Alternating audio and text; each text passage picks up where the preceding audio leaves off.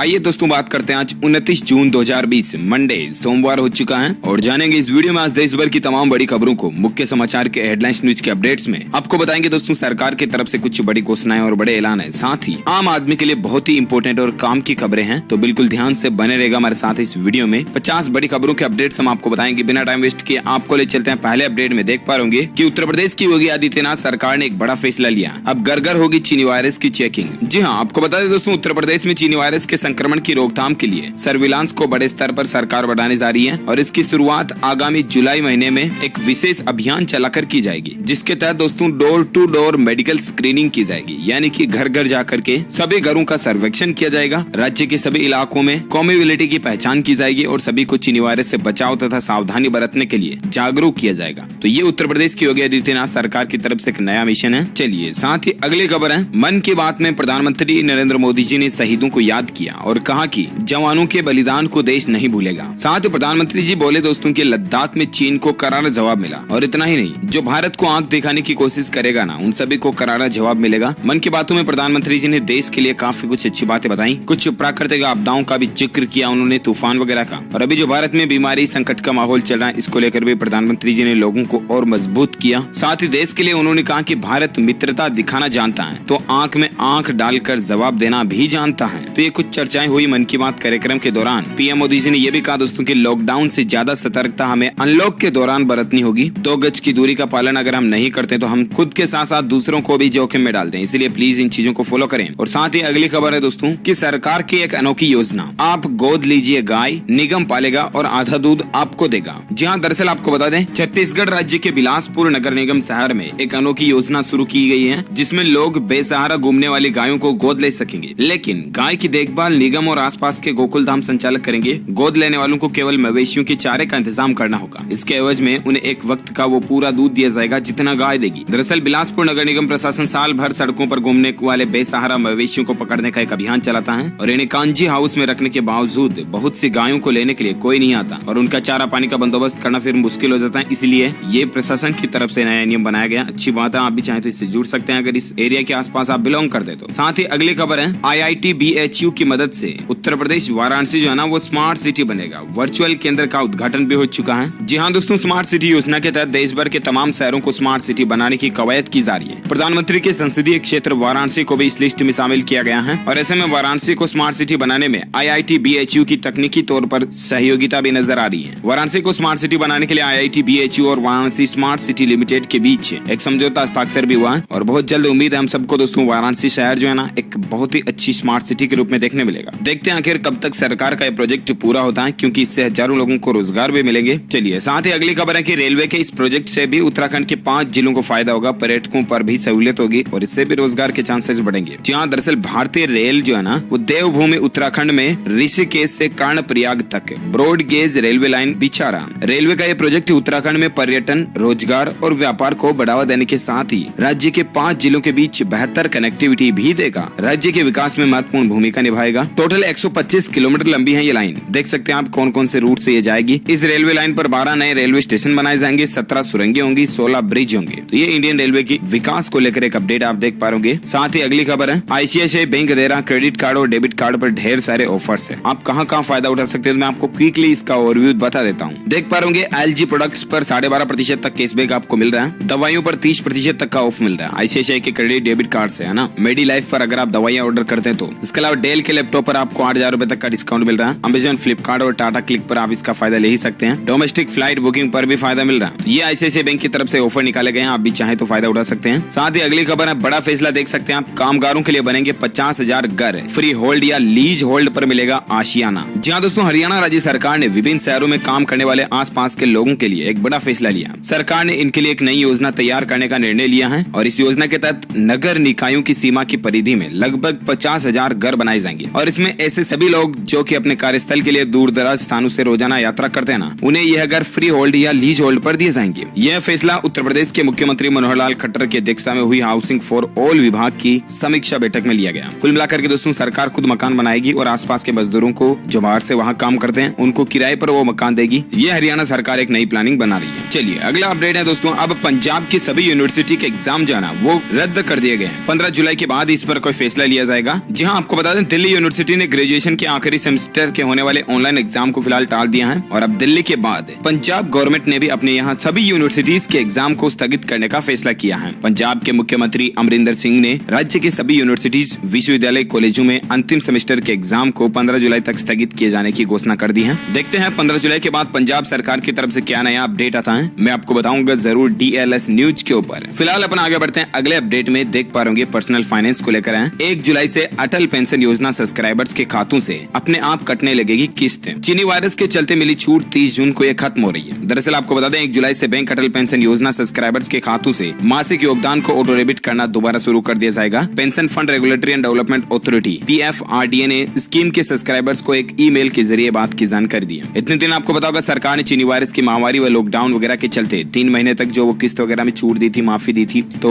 वो अब वापस ऑटोमेटिक शुरू होने जा रही है। तो इसी को लेकर अपडेट है, ठीक है ना। चलिए साथ ही अगली खबर है बाइकआउट चाइना को लेकर। देखिए बिहार राज्य ने चीन को बड़ा झटका दिया। बिहार के मुख्यमंत्री नीतीश सरकार ने दोस्तों चीनी कंपनियों से मेगा प्रोजेक्ट था एक, जिसको छीन लिया। जी हाँ, तो दोस्तों ये चीन के लिए एक बड़ा झटका है। दरअसल बिहार सरकार ने रविवार पटना में गंगा नदी पर महात्मा गांधी सेतु के बगल में बनने जा रहे पुल का एक टेंडर था जो कि रद्द कर दिया क्योंकि उसमें चाइना के 2 कॉन्ट्रैक्टर शामिल थे, है ना। चलिए साथ ही अगला अपडेट है सरकार का ऐतिहासिक फैसला, देख सकते हैं आप। अब MSME को उद्यम कहा जाएगा। 1 जुलाई से ऑनलाइन होगा रजिस्ट्रेशन, किसी भी कागजात की जरूरत नहीं होगी। जहां केंद्र सरकार ने देश में छोटे उद्योगों को बढ़ावा देने की दिशा में एक बड़ा कदम उठाया है। इसके तहत micro, small and medium enterprises यानी कि MSME मंत्रालय ने MSME के क्लासिफिकेशन और रजिस्ट्रेशन के लिए गाइडलाइंस का एक संयुक्त नोटिफिकेशन भी जारी किया और इस नोटिस के मुताबिक दोस्तों अब देश भर के MSME जो है ना वो उद्यम कहलाएंगे। यही नहीं, अब MSME के रजिस्ट्रेशन के लिए किसी भी कागज की जरूरत नहीं होगी, केवल स्व घोषणा के आधार पर ऑनलाइन रजिस्ट्रेशन हो जाएगा और रजिस्ट्रेशन के वक्त भी आपको कोई भी कागज अपलोड करने की जरूरत नहीं होगी। ये नए नियम 1 जुलाई 2020 से हमारे देश में लागू होने जा रहे हैं। नितिन गडकरी ने कहा कि रजिस्ट्रेशन का नया सिस्टम काफी आसान है, तो ये वाकई में जो नए उद्योग धंधे, काम धंधे शुरू करने वाले मीडियम एंटरप्राइजेज जो है ना उनके लिए राहत की बात है। चलिए साथ ही अगली खबर है दोस्तों 20,000 लोगों को रोजगार देगा अमेजोन इंडिया। आखिर अमेजोन का प्लान क्या है? दरअसल आपको बता दें ई-कॉमर्स कंपनी अमेजोन इंडिया ने कहा कि वह अपने यूजर्स को शॉपिंग में सहूलियत देने के लिए अपने कस्टमर सर्विस संगठनों में तकरीबन 20,000 लोगों को रोजगार देगा।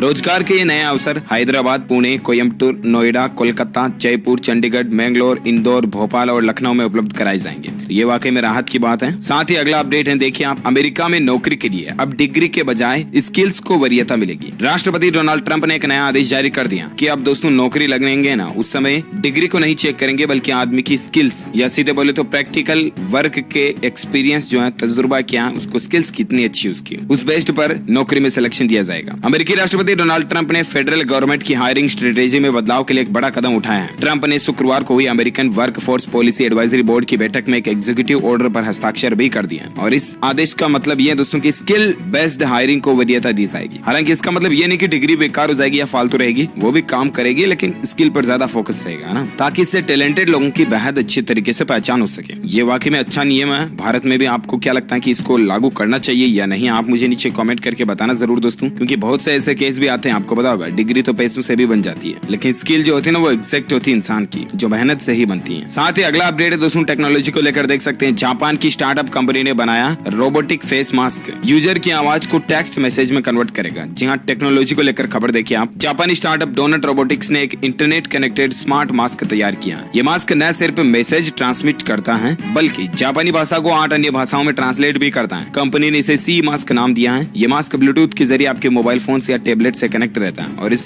मास्क की मदद से आप फोन भी लगा सकते हैं, उठा सकते हैं, रिसीव कर सकते हैं वगैरह। तो ये काफी इंटरेस्टिंग चीज है ना। साथ ही अगला अपडेट है दोस्तों, घरों से 2 किलोमीटर के दायरे से बाहर न निकले, मुंबई पुलिस ने लोगों से अपील की है। जी हाँ, महाराष्ट्र सरकार के मिशन बीइंग अगेन के तहत कई गतिविधियों को मंजूरी दी गई है लेकिन चीनी वायरस का खतरा अभी भी बना हुआ है। अनलॉक 1 की समय सीमा भी खत्म होने जा रही है। अनलॉक 2 शुरू होने से पहले ही महाराष्ट्र के मुख्यमंत्री उद्धव ठाकरे ने साफ कर दिया कि राज्य लॉकडाउन खत्म करने की कोई योजना नहीं है। यह 30 जून के बाद भी जारी रहेगा, यानी कि महाराष्ट्र राज्य के अंदर 30 जून के बाद भी आगे लॉकडाउन का बढ़ना तय है। उद्धव ठाकरे ने कहा दोस्तों कि महाराष्ट्र में आने वाले वक्त में चीनी वायरस के मरीज और बढ़ेंगे। उन्होंने कहा कि शहर खुलने से लोग एक दूसरे से मिल रहे हैं, इससे मरीजों की संख्या भी बढ़ रही है। इसलिए मुंबई पुलिस ने भी अपील की है कि आप अपने घर के 2 किलोमीटर के दायरे से ज्यादा बाहर ना जाएं तो ये ज्यादा बेहतर है। इसके अलावा घर से बाहर निकलते समय चेहरे को मास्क से जरूर ढकें। कुछ और भी मुंबई पुलिस के 10 नए नियम आप स्क्रीन पर देख सकते हैं। चलिए अगले अपडेट में बात करें आज के मौसम समाचार वेदर न्यूज अपडेट को लेकर खबर देख पाओगे कि बिहार में बाढ़ का खतरा मंडरा रहा। प्रमुख नदियों में तेजी से बढ़ रहा है जलस्तर। बागमती, कमला, अवधारा, महानंदा और कोसी ये नदियां जो है ना वो लाल निशान के भी पार बह रही हैं। देखिए जरा दोस्तों, मानसून की शुरुआत में ही बिहार राज्य के आसपास के इलाकों में कितनी गंभीर बारिश देखने को मिल रही है। बिहार के 8 जिलों में भारी बारिश को लेकर अभी भी रेड अलर्ट जारी है। एनडीआरएफ की टीमों को भी तैनात कर दिया गया। और इसी बीच आप खबर ये भी देख सकते हैं कि असम में बाढ़ से हाहाकार मचा हुआ है। 23 जिलों के तकरीबन 9.5 लाख से भी ज्यादा लोग प्रभावित हैं इससे। ये कुछ तस्वीरों के हाल भी आप देख सकते हैं। असम में अभी ही इसी शुरुआत के मानसून में भी कितनी खतरनाक बारिश देखने को मिल रही है। इसी बीच आज संपूर्ण भारत के मौसम पूर्वानुमान की अगर बात करें ना 29 जून की, तो आपको बता दूं अगले 24 से 48 घंटों के दौरान पूरे उत्तर प्रदेश, बिहार, झारखंड, उप हिमालय, पश्चिम बंगाल, सिक्किम, असम और मेघालय में हल्की से मध्यम बारिश होने की संभावना है। साथ ही दोस्तों पूर्वोत्तर भारत, गंगेय पश्चिम बंगाल, उड़ीसा के कुछ हिस्सों में, मध्य प्रदेश, छत्तीसगढ़, तेलंगाना, कर्नाटक, महाराष्ट्र और अंडमान निकोबार में भी हल्की से मध्यम बारिश हो सकती है। दक्षिण गुजरात, दक्षिण पूर्वी राजस्थान, तटीय आंध्र प्रदेश, रायलसीमा, तमिलनाडु और पश्चिम हिमालय की पहाड़ियों पर भी हल्की बारिश की संभावना। पंजाब, हरियाणा, दिल्ली और उत्तरी राजस्थान में मौसम लगभग शुष्क और गर्म रहेगा। तो ये रहे आज के ताजा वेदर न्यूज अपडेट मौसम समाचार। और आइए अब बात करें दोस्तों चीनी वायरस से संबंधित कुछ बड़ी खबरों में, जहां अपडेट देख पाओगे देश में अब तक 5.5 लाख के समथिंग केस पहुंच चुके हैं। इनमें से 3,21,000 लोग स्वस्थ हो चुके हैं, जबकि 2,10,000 लोगों का इलाज अभी भी चल रहा है। उत्तर प्रदेश और मध्य प्रदेश में घर घर जाकर सर्वे कराने की सरकार ने प्लानिंग बनाई है। एग्जैक्ट आंकड़ों की अगर बात करें दोस्तों तो 5,49,000 समथिंग ज्यादा मामले हो चुके हैं। 550 तक भी पहुंच सकते हैं आज दिन तक में ही है। और टोटल जान जाने वाले लोगों की संख्या भी बढ़ चुकी है। भारत में 16,500 के लगभग आसपास टोटल भारत में चीनी वायरस से जान जाने वाले लोगों की संख्या हो चुकी है। एक दिन में 19 राज्यों के 383 लोगों ने जान गंवाई। ये ग्राफ और आंकड़ा भी आप देख सकते हैं। और इसी बीच दोस्तों एक बड़ी खबर है कि मणिपुर में लॉकडाउन को 15 जुलाई तक बढ़ा दिया गया है। महाराष्ट्र में भी 30 जून के बाद भी लॉकडाउन लागू रहेगा, यानी कि प्रतिबंध बैन लागू रहेगा। लेकिन इसी बीच मणिपुर राज्य में लॉकडाउन को 15 जुलाई तक बढ़ा दिया गया। तेलंगाना के मुख्यमंत्री भी बोले कि लॉकडाउन पर जल्द ही फैसला लिया जाएगा। देखते हैं आखिर और क्या राज्यों की तरफ क्या अपडेट आता है, मैं आपको बताऊंगा जरूर DLS न्यूज के ऊपर, क्योंकि आपको बताओगे हाल ही में कई सारे राज्यों ने 31 जुलाई तक भी लॉकडाउन बढ़ाया। फिर झारखंड हो गया, पश्चिम बंगाल हो गया, तो उसके बाद दोस्तों अब मणिपुर में भी लॉकडाउन को 15 जुलाई तक बढ़ा दिया। ठीक है ना। चलिए अब बात करें अगली खबरों में, जहां देख पाओगे श्रीलंका, थाईलैंड समेत 17 देशों से भारतीयों को लाएगा एयर इंडिया का विमान। दरअसल आपको पता होगा सरकार ने लॉकडाउन के दौरान जो फंसे हुए भारतीय लोग हैं ना, विदेशों में फंसे हुए, उनको वंदे भारत मिशन के तहत भारत ला रही है, राइट। और इसी कड़ी में वंदे भारत मिशन के चौथे चरण के तहत 3 से 15 जुलाई तक 17 देशों से 170 विमानों का परिचालन किया जाएगा और हमारे भारतीय भाइयों बहनों को वापस स्वदेश लाया जाएगा। अच्छी बात है। साथ ही खबर देख पाओगे कि स्वतंत्रता दिवस पर मिलेगा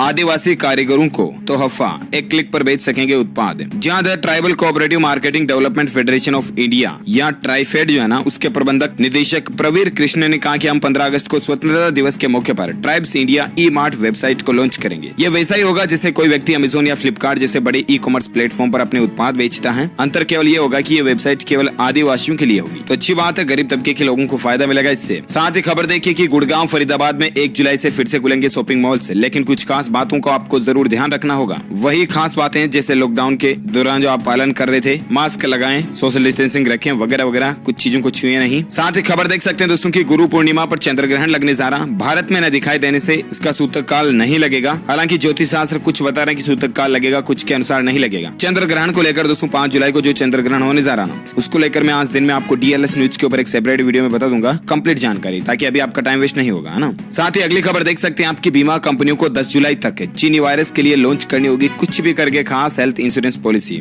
इरडा ने इस तरह के निर्देश जारी कर दिए। जी हाँ, इरडा जो है ना दोस्तों, हमारे देश की जितनी भी इंश्योरेंस करने वाली कंपनीज है ना, चाहे सरकारी हो चाहे प्राइवेट हो, उन सभी के हेड है, एज ए कंट्रोलर है भारतीय बीमा नियामक व विकास प्राधिकरण, यानी कि इरडा ने सभी बीमा कंपनियों को यह आदेश जारी कर दिया दोस्तों की 10 जुलाई के पहले चीनी वायरस को लेकर कोई न कोई अच्छी हेल्थ इंश्योरेंस पॉलिसी को लॉन्च किया जाए, है ना। तो बहुत जल्द आपको काफी अच्छे चीनी वायरस जैसी बीमारी महामारी के इंश्योरेंस प्लान भी देखने को मिलेंगे। अच्छी बात है। साथ ही अगली खबर देख पा रहे कि अब एक क्लिक में हो जाएगा रेल कर्मियों का एक खास काम, नहीं लगाना पड़ेगा कार्यालय का चक्कर। जहां रेल कर्मी अब अपनी सर्विस बुक, पदोन्नति या व्यक्तिगत विवरण जैसे अपने मोबाइल नंबर पर ही देख पाएंगे। कर्मचारियों की सुविधा के लिए पूर्वोत्तर रेलवे प्रशासन मानव संसाधन प्रबंध प्रणाली तैयार कर रहा है और जल्द ये सिस्टम लागू होगा, तो रेलवे कर्मचारियों के लिए अच्छी बात है। साथ ही खबर देखिए आनंदी बेन पटेल को मध्य प्रदेश के राज्यपाल का भी अतिरिक्त प्रभार दिया गया, जो कि ऑलरेडी उत्तर प्रदेश के राज्यपाल है, अब ये मध्य प्रदेश के राज्यपाल का भी कार्यभार संभालेगी। साथ ही अपडेट है, सोनी कंपनी की तरफ से एक शानदार ऑफर निकाला गया दोस्तों की बग का पता लगाइए, आपको 38 लाख रुपए तक मिलेंगे। जी हाँ, अगर आप दोस्तों थोड़ा बहुत एथिकल प्रोग्रामिंग वगैरह में समझते हैं ना, तो आप भी 38 लाख रुपए का प्राइज जीत सकते हैं। दरअसल सोनी कंपनी के जो प्रोडक्ट आते हैं हैं ना PS4, PlayStation 4 गेमिंग वगैरह के लिए, तो इन प्रोग्राम्स के लिए और इन उपकरण के लिए सोनी कंपनी ने बग बाउंटी प्रोग्राम लॉन्च किया है। अगर आप इन डिवाइसेज में या इन PlayStation नेटवर्क में कोई भी बग खोज लेते हैं ना, तो आपको $50,000 यानी कि तकरीबन 38 लाख रुपए तक का इनाम दिया जाएगा सोनी कंपनी के बग बाउंटी प्रोग्राम के तहत। तो आप भी चाहे तो इसमें हिस्सा ले सकते हैं और ज्यादा जानकारी आप सोनी के ऑफिशियल वेबसाइट पर चेक कर लीजिएगा। साथ ही अपडेट है, एयर इंडिया के लिए बोली लगाने की अंतिम तारीख को भी 2 महीने तक सरकार ने बढ़ा दिया। अब जो कोई भी लगाना चाहता है वो 31 अगस्त तक इसकी बोली लगा सकता है। चलिए साथ ही अगली खबर है कि चीनी वायरस के बढ़ते संक्रमण के चलते जुलाई में अब नहीं होगी विश्वविद्यालयों की कोई भी परीक्षा। ऐसी प्लानिंग बन रही है दोस्तों, देश भर में सभी यूनिवर्सिटीज की परीक्षाएं जुलाई तक टल सकती हैं। हालांकि ये सिर्फ मीडिया रिपोर्ट्स के सूत्रों का कहना है, देखते हैं और क्या अपडेट आता है। साथ ही खबर देख पा रहे होंगे कि LOC पर तनाव कम करने के लिए भारत और चीन के बीच अब हर हफ्ते बातचीत होगी। जहां पूर्वी लद्दाख में LOC पर तनाव कम करने को लेकर तरीके खोजने के लिए भारत और चीन हर हफ्ते बातचीत करेंगे। सरकार से जुड़े सूत्रों ने बताया कि दोनों देशों के बीच इस बात को लेकर सहमति बनी है। चलिए साथ ही अगली खबर है, नई सुविधा देखिए, राज्य की अदालतों में ऑनलाइन जमा किए जाएंगे कोर्ट फी। जहां राज्य की अदालतों में कोर्ट की फीस भी अब ऑनलाइन जमा की जाएगी। ऑनलाइन जुडिशियल स्टाम्प की सुविधा झारखंड में शुरू हो चुकी है। नॉन जुडिशियल स्टाम्प भी पहले से ऑनलाइन उपलब्ध था। ये सुविधा शुरू होने से वकीलों और मुवक्किलों को राहत मिलेगी। ये भी एक नया अपडेट है झारखंड राज्य को लेकर। इसके साथ ही दोस्तों आज दिन भर की तमाम बड़ी खबरों के अपडेट्स हेडलाइंस न्यूज के वीडियो को अपन यही फिनिश करते हैं। आप मुझे नीचे कमेंट करके बताना जरूर कि आप कौन से राज्य में रहते हैं, ताकि मैं आपके राज्य के समाचार भी आपके मोबाइल तक पहुंचा पाऊंगा। दिल से इस वीडियो को लाइक करना, ज्यादा से ज्यादा अपने दोस्तों के साथ फेसबुक और व्हाट्सएप पर शेयर भी करना। और साथ ही अगर आप DLS न्यूज चैनल पर पहली बार आए हैं ना, तो चैनल को सब्सक्राइब करके बेल आइकन जरूर दबा देना, ताकि आपको रोजाना के ताजा अपडेट्स तुरंत आपके मोबाइल पर मिलते रहेंगे। Thank you, take care, good bye, जय हिंद, जय भारत, वंदे मातरम।